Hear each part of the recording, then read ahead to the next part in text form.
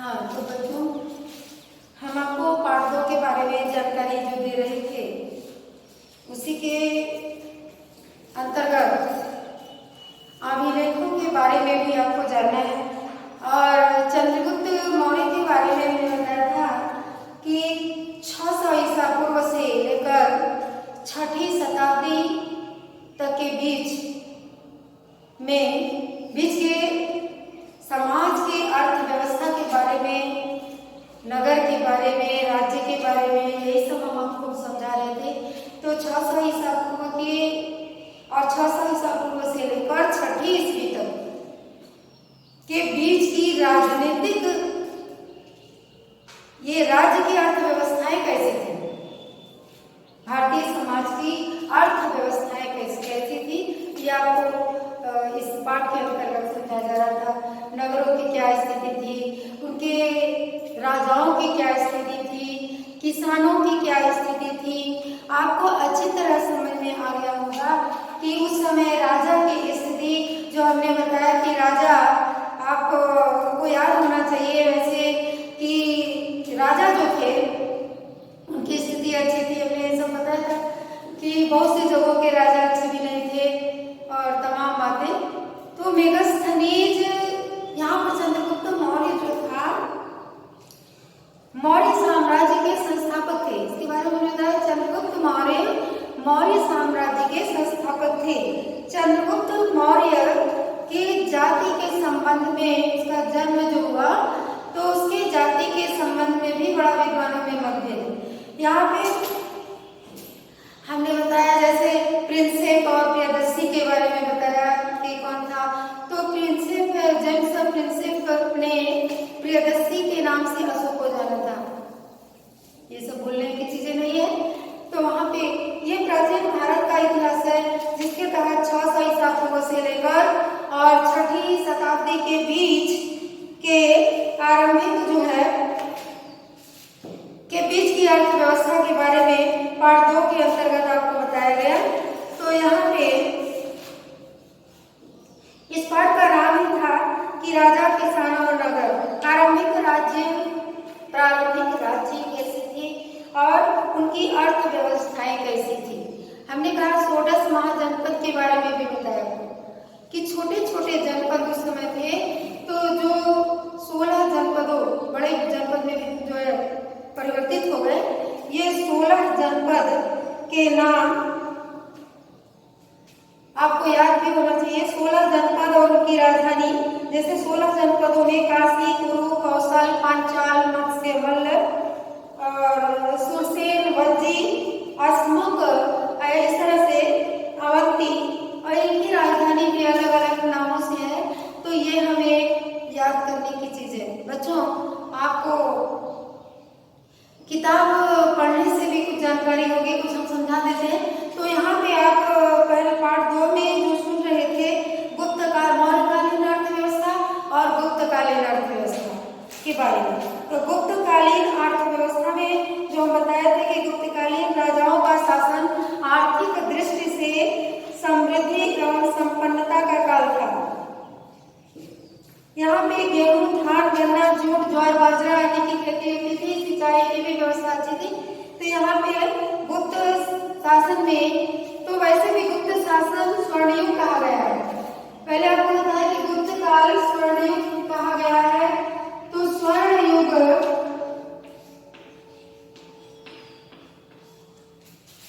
गुप्त काल स्वर्णयुग कहा गया है। तो क्यों कहा गया है, ये हम आपको पिछले दिन समझा चुके हैं कि वहाँ चतुर्दिक सुख शांति संपन्नता थी, जनता सुखी और संपन्न थी। वहाँ पे हर प्रकार की सुविधाएं थी और उस काल में विज्ञान और साहित्य के क्षेत्र में बहुत उन्नति हुई। कहते हैं उस समय समुद्रगुप्त को प्रयाग प्रशस्ति में, जो हरिसेठ के द्वारा रचित प्रयाग प्रशस्ति में समुद्रगुप्त के दिग्विजयों का उल्लेख मिलता है। हमने बताया तो समुद्रगुप्त की दानशीलता का भी वर्णन है। समुद्रगुप्त साहित्य का प्रेमी था या विद्वानों का आश्रय रखता था। इसके दरबार में विद्वानों को आश्रय प्राप्त था और गुप्त काल में ही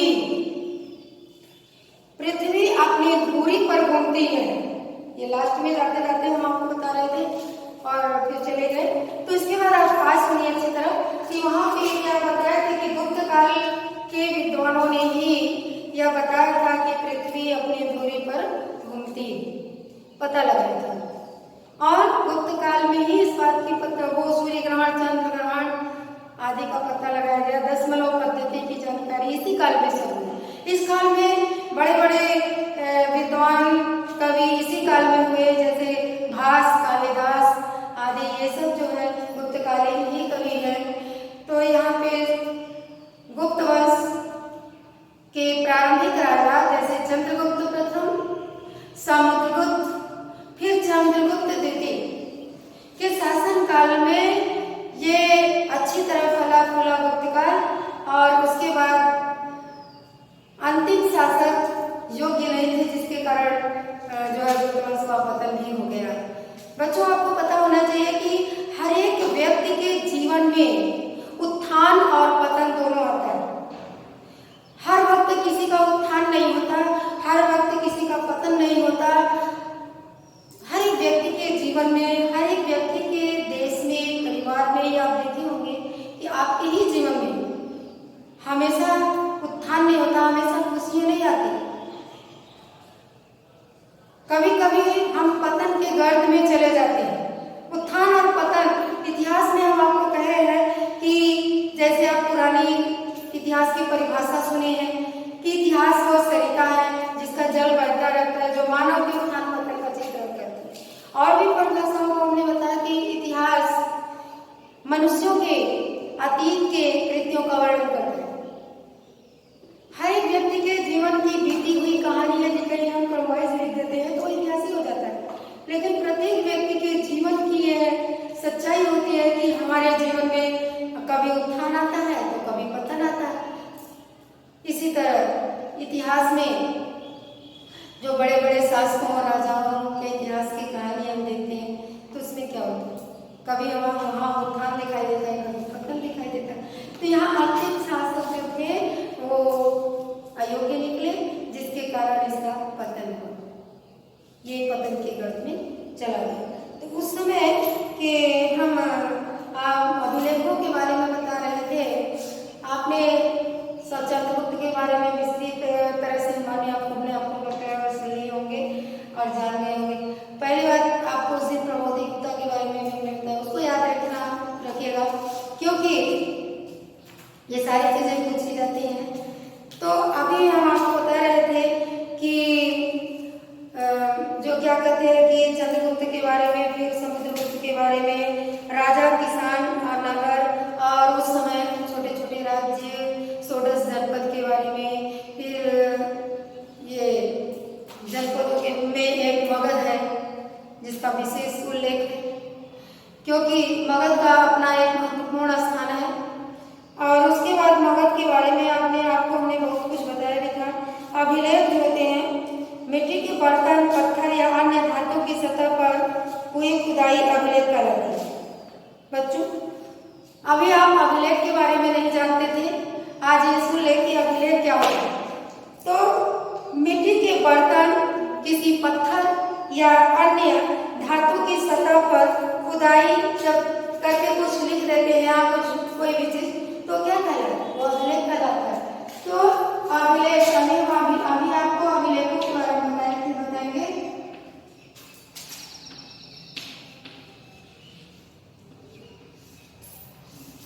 ये अभिलेख क्या होता है? प्राचीन भारत के इतिहास को जानने के स्रोतों में इन पुरातात्विक स्रोतों का एक अपना विशेष महत्व है। कहते हैं इतिहास को जानने के लिए अनेक साधन हम लोगों को प्राप्त हुए हैं, जिसके कारण हम प्राचीन भारत के इतिहास की जानकारी कर लेते हैं। जैसे ऐतिहासिक ग्रंथ, अनैतिहासिक ग्रंथ, है ना। तो उसमें हम क्या करते हैं कि ब्राह्मण साहित्य, संगम, पुराण, इन सभी से भी हमें प्राचीन भारत के इतिहास की जानकारी मिलती है। इसके अलावा महाभारत है, रामायण है, आप देखते हैं, इससे भी हमें प्राचीन भारत के इतिहास की जानकारी मिलती है। कहते हैं महाभारत के लिए व्यास जी ने कहा है कि जो कुछ महाभारत में है वह विष्णु में है, जो महाभारत में नहीं है वह विष्णु में नहीं है। तो इस तरह से इन प्राचीन ग्रंथों को पढ़ने से, अब जैसे बौद्ध ग्रंथ में दीपवंश, महावंश ये चीजें हैं, तो इनको पढ़ने से हमको बौद्धकालीन इतिहास मालूम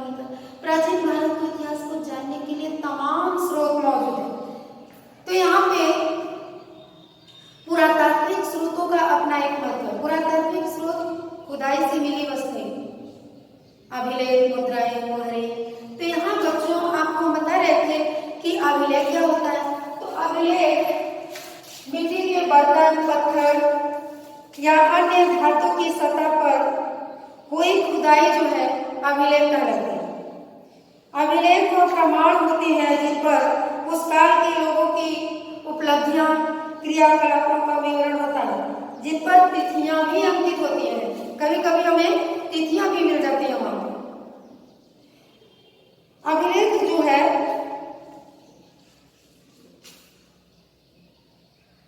बहुत सारे अभिलेख हमें खुदाई से प्राप्त हुए हैं, लेकिन उन पर जो अक्षरों को हल्के ढंग से उत्कीर्ण किया गया है, उन अभिलेखों पर जो लिखावट है वो लिखावट हल्के ढंग से उत्कीर्ण है। तो ये जिनको पढ़ पाना कठिन है। बहुत से ऐसे हजारों अभिलेख मिले, लेकिन उन अभिलेखों के शब्दों के वास्तविक अर्थ के बारे में पूर्ण ज्ञान नहीं हो सका है। बहुत से ऐसे अभिलेख हैं जो नष्ट हो चुके हैं और बहुत से अभिलेख अभी मौजूद हैं। तो उनपे जो है उनकी लिखावट के बारे में हम सभी अभिलेखों को नहीं पढ़ पाए हैं। विद्वानों के द्वारा उनका अर्थ नहीं निकाला जा सका है, कुछ को पढ़ा गया है। तो यहाँ पे एक मौलिक समस्या है अभिलेखों में कि यह जरूरी नहीं है कि जिसे हम राजनीतिक आर्थिक रूप से महत्वपूर्ण मानते हैं उन चीजों को अभिलेखों में अंकित पाया जाए। ऐसा कोई जरूरी नहीं है कि जिन चीजों को, जैसे राजनीतिक आर्थिक रूप से हम जिन चीजों को महत्वपूर्ण मानते उसको हम अभिलेखों में पाए, ऐसा कोई जरूरी नहीं है। तो उसमें जैसे कि खेती के बारे में है और जैसे कृषि के बारे में ले लीजिए, कृषि का विवरण, उसके अलावा जनता के सुख दुख का विवरण, उनके दैनिक जीवन में जो उन लोगों ने सुख और दुख सहा या उठाया तो उसका विवरण, ये सब अभिलेखों में नहीं मिलता। ये सारी चीजें अभिलेखों में आज मौजूद हमें नहीं दिखाई देते हैं। तो आपको अभिलेखों के बारे में ये पता हो गया है कि अभिलेख बहुत सारी चीजों का वर्णन करते हैं, लेकिन बहुत सी चीजों का वर्णन नहीं करते हैं। और बहुत से अभिलेखों को पढ़ा गया, बहुत से अभिलेखों को आज तक नहीं पढ़ा गया। तो आपको यह पता हो गया अभिलेख किसे कहते हैं, ये भी पूछा जाता है। इसके बाद आते हैं मेगास्थनीज जो है उसने भारतीय समाज को, हमने कहा कि मेगास्थनीज ने भारतीय समाज को 7 जातियों में बांटा। मेगास्थनीज ने भारतीय समाज को कितने जातियों में बांटा? 7 जातियों में बांटा, जिसमें दार्शनिक, किसान, पशुपालक, आखेटक, शिल्पकार, व्यापारी, ऐसे बहुत से काम के आधार पर उन्होंने भारत को 7 जातियों में बांटा था। और इस प्रकार से आगे चंद्रगुप्त मौर्य जब यहाँ पे आया तो उसने 322 ईसा पूर्व में मगध के अंतिम शासक को मारकर मौर्य वंश की स्थापना की थी। प्यारे बच्चों, आपको भूलना नहीं चाहिए कि कभी ये पूछता है कि मौर्य वंश की स्थापना किसने की, गुप्त वंश की स्थापना की। गुप्त वंश की स्थापना श्रीगुप्त ने की थी, समुद्रगुप्त ने नहीं की थी। वह समुद्रगुप्त गुप्त वंश का प्रतापी योग्य राजा था और वह चंद्रगुप्त का बेटा था। चंद्रगुप्त का बड़ा पुत्र नहीं था, लेकिन अपने चरित्र बल और योग्यता के बल पर राजा हुआ था। इस तरह समुद्रगुप्त था। और समुद्रगुप्त के पुत्र के बारे में भी हमने बताया कि उसका भी चंद्रगुप्त नाम था, लेकिन समुद्रगुप्त के पुत्र का नाम चंद्रगुप्त द्वितीय था। वही आगे चलकर चंद्रगुप्त विक्रमादित्य के नाम से जाना गया। तो यहाँ पे भारत की 7 जातियों के बारे में जिक्र और भारत की अर्थव्यवस्था के बारे में जिक्र किया गया है। बारे में भी हम बताए थे आपको। कुषाण वंश की स्थापना कुजुलकर्तिस, उसके बाद भीमकर्तिस, उसके बाद कनिष्क यहाँ पे आया। तो कनिष्क के बारे में भी ये विद्वानों में मतभेद है, विद्वान ये नहीं निकाल पाए कि इसका शासन कब से कब तक रहा। हमने आपको बताया था कि फिर भी किसी आधार पर विद्वान इस बात से सहमत हुए और इस बात को प्रमाणित किया, निकाला कि इसका शासन 78 ईस्वी से लेके 101 ईस्वी तक था। किसी किसी बुक में लिखा है कि इसका शासन काल 102 ईस्वी तक, किसी में लिखा है 101 ईस्वी तक। तो प्यारे बच्चों, आप लोग किताब में यदि हमने आपको बता दिया कि वह 102 तक शासन किया, आप कहीं किताब में पढ़ लिए कि वह 101 तक शासन किया, तो इसमें आप उलझन में नहीं होंगे, क्योंकि हमने पहले बताया कि विद्वानों में मतभेद है, अपने अपने हिसाब से लोगों ने जिक्र किया है। इतिहास की घटना तो वही होती है, लेकिन उसको देखने वाला और लिखने वाला विद्वान जो होता है अपने अपने तरीके से उसका वर्णन करता है। जैसे हमने आपको एक बार बताया था उदाहरण के रूप में कि जैसे आप सड़क पर चल रहे हो, एक साइकिल वाला और एक रिक्शा वाला आपस में यदि एक्सीडेंट हो गया तो देखने वाले दो हैं तो दो तरह के सोचेंगे, तीन लोग हैं तो तीन तरह के सोचेंगे। एक कहेगा कि रिक्शे वाले की गलती है, वह बाएं से नहीं दाहिने से चल रहा है। दूसरा कहेगा कि रिक्शे वाले की नहीं, ये उस गाड़ी वाले की गलती है, तेज चला रहा है। एक स्कूटर से यदि लड़ गया तो कहेंगे कि स्कूटर तेज चल रही है। तीसरा कहेगा नहीं भाई, दोनों की गलती नहीं है। अरे दोनों की ऐसी सी बातें नहीं है, बल्कि दोनों की गलतियां हैं, क्योंकि यहाँ पे दाएं बाएं का सवाल नहीं, तेज चलने का सवाल नहीं, बल्कि दोनों नशे में थे। बच्चों, आपको समझ में आया कि घटना तो एक ही है, सड़क पर एक्सीडेंट हो गया, एक बाइक और एक जो है कि साइकिल वाला या हो या रिक्शा वाला हो आपस में लड़ गए, घटना तो एक है, एक्सीडेंट हो गया, दोनों लड़ गए। लेकिन उसको देखने वाला जो है वो तीन तरीके से देख रहा है। किसी ने कहा बाइक वाले की गलती, किसी ने कहा रिक्शे वाले की गलती, किसी ने कहा दोनों की गलती। इसी तरह प्राचीन भारत के इतिहास में विद्वान जो है, राइटर होते हैं, जो लिखते हैं उस घटनाओं को, तो अपने अपने तरीके से लिखते हैं। थोड़ा सा उसमें तरीका, घटना वही होता है लेकिन उसको लिखने का तरीका थोड़ा सा बदल जाता है, ज्यादा नहीं, थोड़ा बहुत परिवर्तन में दिखाई दे जाता है। तो यहाँ पर किसी ने कहा कि कुषाण वंश में कनिष्क का शासन 78 ईस्वी से 102 ईस्वी तक था। किसी ने कहा कि कनिष्क का शासन 78 ईस्वी से 101 ईस्वी तक था। तो इसको आप समझ लें, तो कुछ भी ये दोनों में से आप लिखेंगे तो ये गलत तो नहीं होगा, क्योंकि दोनों को लोगों ने कहा है, तो विद्वानों का नाम नहीं दिया है, लेकिन किसी में 102 है, 101 है। इसके बाद आते हैं कि हम आपको सुदर्शन झील के बारे में भी बताए थे कि जूनागढ़ के अभिलेख से हम सुदर्शन झील के बारे में बड़ा अच्छा वर्णन है। जूनागढ़ के अभिलेख में हमने कहा अभिलेख क्या होता है आपको बताया, तो अभिलेखों में ये सारी चीजें लिखी होती। तो सुदर्शन झील के बारे में जूनागढ़ के अभिलेख में लिखा था, जिसको लोगों ने पढ़कर जाना कि ये सुदर्शन झील क्या है। ये गुजरात के सुदर्शन झील का वर्णन जो जूनागढ़ के अभिलेख में है और चंद्रगुप्त के समय में बनवाया गया,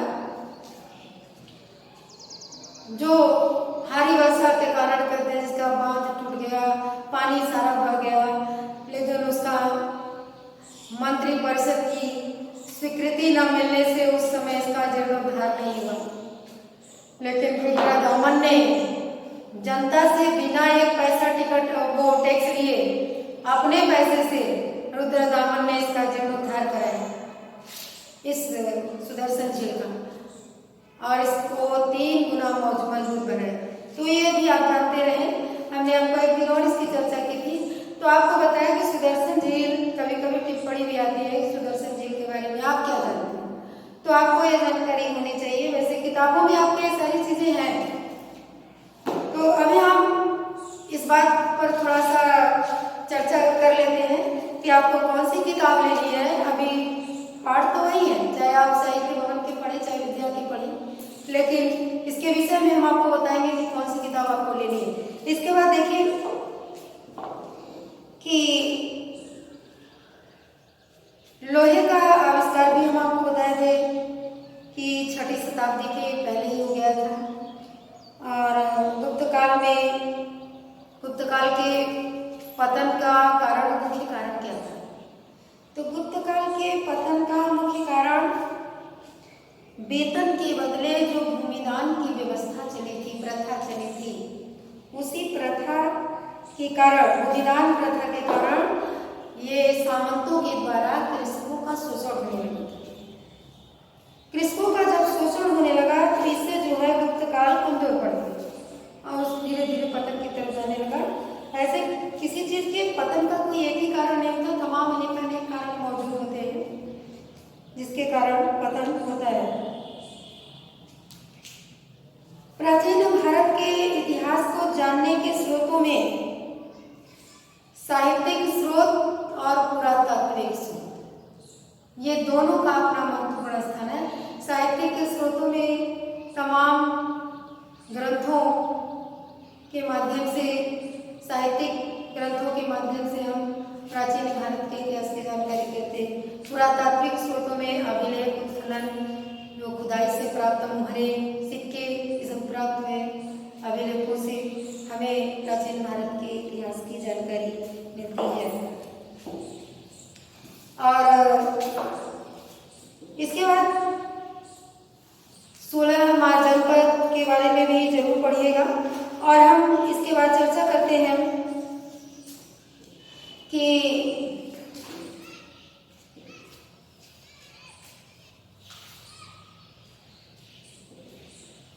मेगास्थनीज ने समाज को 7 श्रेणियों में बांटा, जिसके हम जैसे दार्शनिक, कृषक, सैनिक, शिल्पी, निरक्षक ये सब कहते हैं। तो मेगास्थनीज का वर्णन उपयुक्त नहीं प्रतीत होता। मेगास्थनीज के विवरण से स्पष्ट होता है कि किसी भी व्यक्ति को अपनी जाति के बाहर विवाह से लेकर व्यवसाय आदि बिल्कुल निषिद्ध है। मेगास्थनीज के अनुसार लोग अपने घरों में ताले उस समय नहीं लगाते थे और पाटलिपुत्र, वाराणसी, उज्जैन, तक्षशिला आदि ये सब जो प्रसिद्ध नगर थे उसमें, तो उसके बारे में भी हम आपको बता चुके हैं। तो मेगास्थनीज के ने जो विवरण दिया उसमें जो भी जैसे 7 जातियों के बारे में और भी वर्णन है, मगध, चंद्रगुप्त, ये सब हम आपको पहले भी समझा चुके हैं। और अगले दिन आपको इसके आगे ले चलेंगे हम बंधुत्व, जाति, वर्ग, ये तीसरे पार्ट में है। तो इसकी थोड़ा सा देख ले प्रस्तावना के रूप में कि आरंभिक समाज 600 ईसा पूर्व से 600 ईस्वी तक, यानी अभी आप देख रहे थे समाज की अर्थव्यवस्था, 600 ईसा पूर्व से 600 ईस्वी तक की अर्थव्यवस्था के बारे में, समाज की अर्थव्यवस्थाएं क्या थी उस समय, मौर्य काल की अर्थव्यवस्था, गुप्तकालीन अर्थव्यवस्था। अब आप तीसरे पार्ट पर जब आएंगे तो तीसरे पार्ट का नाम ही है बंधुत्व, जाति तथा वर्ग। ये है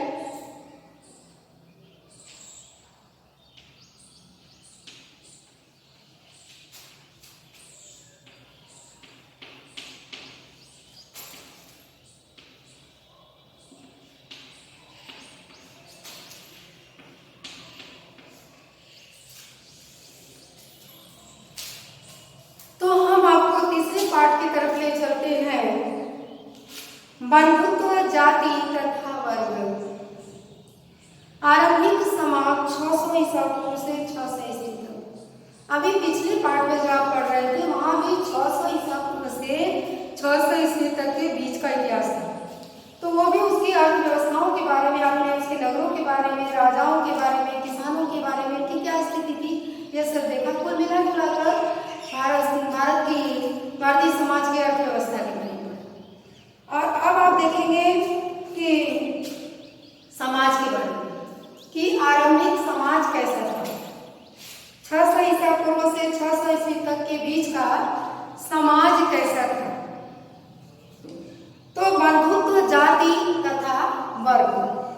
मौर्य समाज के संस्थापक चंद्रगुप्त मौर्य थे और चंद्रगुप्त मौर्य की जाति के संबंध में भी हमने आपको बताया कि जन्म के आधार पर, जैसे उसकी जाति क्या थी, चंद्रगुप्त मौर्य किस जाति का था, इस पर भी विद्वानों में मतभेद थे। किसी ने उसे कहा कि वह ब्राह्मण था, किसी ने कुछ आधार पर कहा कि वह क्षत्रिय था।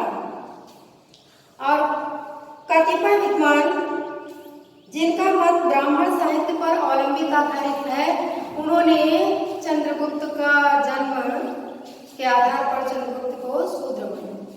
किसी ने कहा कि यह चंद्रगुप्त मौर्य क्यों पड़ा, क्योंकि उस समय एक गांव में चंद्रगुप्त उत्पन्न पैदा हुआ था जहाँ के लोग अधिक मोर पालते थे, इसलिए इसका नाम चंद्रगुप्त मौर्य हो गया। तो इस तरह तमाम अपने अपने विचार लोगों ने प्रकट किए हैं उसके जन्म को लेकर। और इस अध्याय में बंधुत्व जाति तथा वर्ग, आपको इस अध्याय में बंधुत्व जाति तथा वर्ग इन तीनों के बारे में विश्लेषणात्मक वर्णन किया गया है कि 600 ईसा पूर्व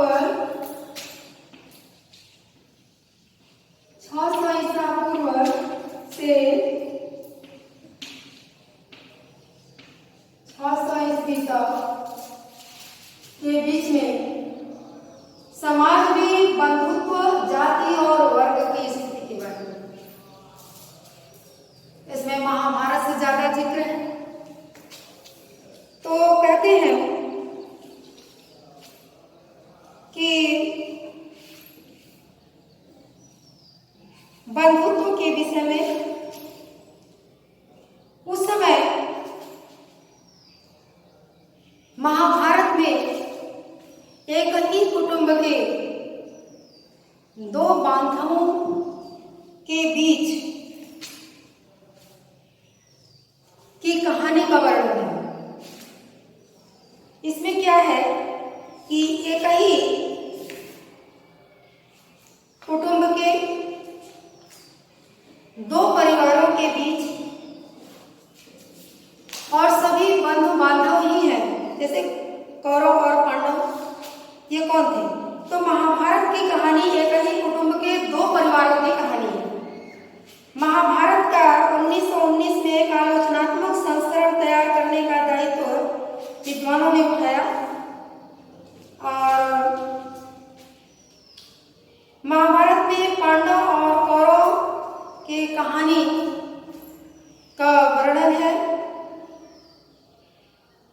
विवाह के प्रकार का वर्णन है, इसमें अभिलेखों के माध्यम से भी कुछ जानकारियां लोगों को प्राप्त हुई, उसका वर्णन है। तो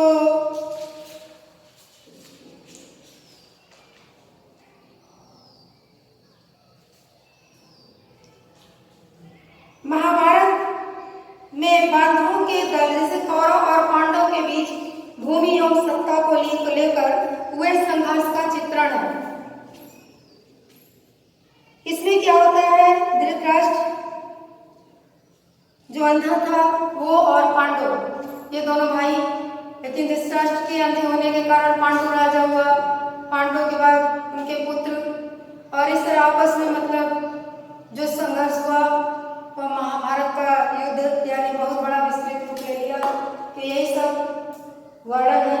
तो बंधु बांधव इनकी बंधुता के बारे में हम कहते हैं, ये हमको निर्दिष्ट कर पाना, क्या हम उन बिंदुओं को निर्दिष्ट कर सकते हैं जब बंधुता के रिश्तों में परिवर्तन आया? तो एक स्तर पर हम आपको बताएं कि इसी बंधुता के स्तर पर ही महाभारत की कहानी, और इसका हम विस्तृत चर्चा आपको करना है हमें। और इसी पाठ में अभी आज थोड़ा आपको बता देते हैं, लेकिन इसका विस्तार से हमको आपको थोड़ा थोड़ा बताना है ताकि बच्चे समझ पाए और यहाँ पे इस पाठ के अंतर्गत जाति और वर्ण की भी वर्णों के बारे में बताएंगे। तो जाति एवं वर्ण दोनों एक होकर मिले हैं। प्राचीन काल में सामाजिक स्थितियों का निर्धारण वर्ण व्यवस्था,